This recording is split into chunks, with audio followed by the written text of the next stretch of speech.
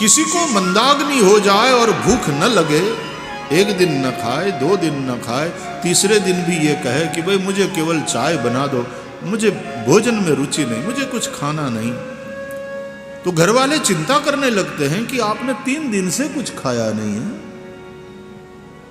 अरे ऐसे कैसे शरीर टिकेगा? मंदाग्नि हो गई है तो डॉक्टर के पास जाइए, वैद्य के पास जाइए, दिखाइए। भोजन में अरुचि ये रोग है, उसी प्रकार भजन में अरुचि ये भी रोग है। भूख लगनी चाहिए, अच्छी भूख लगना और प्यार से भोजन करना स्वस्थ होने की निशानी है। बस उसी प्रकार भजन की भूख लगना और नाम जप करे तो भजन में मन लगना, भजन में आनंद आवे, ये जीवन के स्वास्थ्य की निशानी है।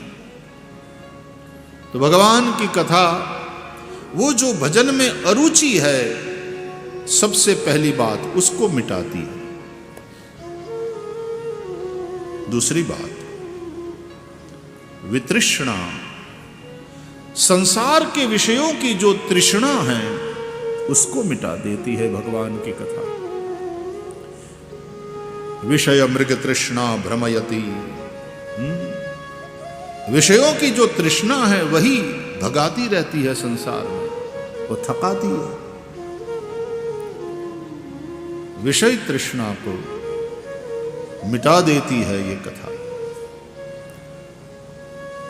विषयों से वैराग्य नहीं, विषय विलास से वैराग्य। जानिय तब ही जीव जग जागा, जब सब विषय विलास विरागा। यानी आंख का विषय है देखना, वो तो रहेगा, लेकिन अब आंख देखना चाहेगी नंद नंदन श्री कृष्ण को, दर्शन।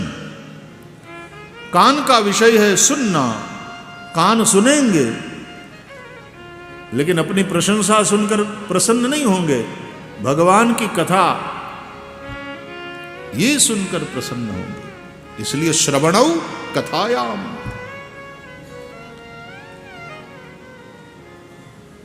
अब जिह्वा खाएगी तो सही, भोजन तो हम करेंगे, लेकिन पहले ठाकुर जी को भोग लगाएंगे, फिर प्रसाद लेंगे। देखो क्रिया के भाव में परिवर्तन हो जाता है। क्रिया तो वही रहती है, वही सुनना, वही खाना, वही देखना, लेकिन भाव बदल जाता है। तो संसार के विषयों की तृष्णा मिट जाती है। ये दूसरा फल। भगवान की कथा सुनने का तीसरा फल, सत्वंच शुद्ध्यति अचिरेण पुंसः, मनुष्य का मन अविलंब शुद्ध हो जाता है। भगवान की कथा से जितना शीघ्र और जितना संपूर्ण शुद्ध होता है मन, वैसा अन्य किसी कारण, अन्य किसी साधन से संभव नहीं। इसलिए व्यास जी ने भागवत के महात्म्य में लिख दिया, एतस्माद् अपरम किंचन मनः शुद्ध्यै न विद्यते। भगवत कथा के समान मन को शुद्ध करने वाला दूसरा कोई साधन इस कलिकाल में नहीं है।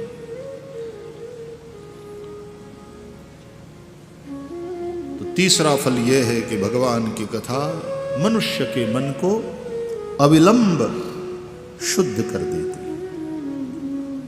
और सब तप करने जाओगे तो न जाने कितने सालों लग जाएं, फिर भी कभी कभी मेनका के नृत्य का एक ठेका विश्वामित्र के मन को विचलित कर देता है।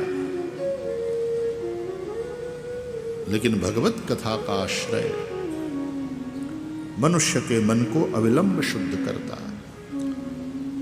चौथा फल भगवान की कथा सुनने का, भक्तिर्हरौ, जो मन विशुद्ध हो गया है उस विशुद्ध मन में भगवत प्रेम प्रकट होता है। जब तक मन मलिन है तब तक भक्ति उस मन में जागृत नहीं होगी, तब तक भक्ति का आनंद पता ही नहीं चलेगा। मन विशुद्ध हो जाए तो विशुद्ध मन में ही भगवान की भक्ति का उदय होता है, भगवत प्रेम का उदय होता है। मन मलिन है तो उसमें वासना होगी, जहां मन शुद्ध है तो वहां विशुद्ध प्रेम, भगवत प्रेम। और पांचवा फल भगवान की कथा सुनने का, कि भगवान की कथा सुनाकर ये चारों फल जिसके द्वारा प्राप्त हुए, भगवान की कथा सुनाने वाले उन महापुरुषों के प्रति सख्यम, तत्पुरुषे च सख्यम, उनके प्रति एक स्नेह का नाता बन जाता है। वे हमारे अपने लगते हैं, अपने सुख दुख हम उसके साथ बांटते हैं।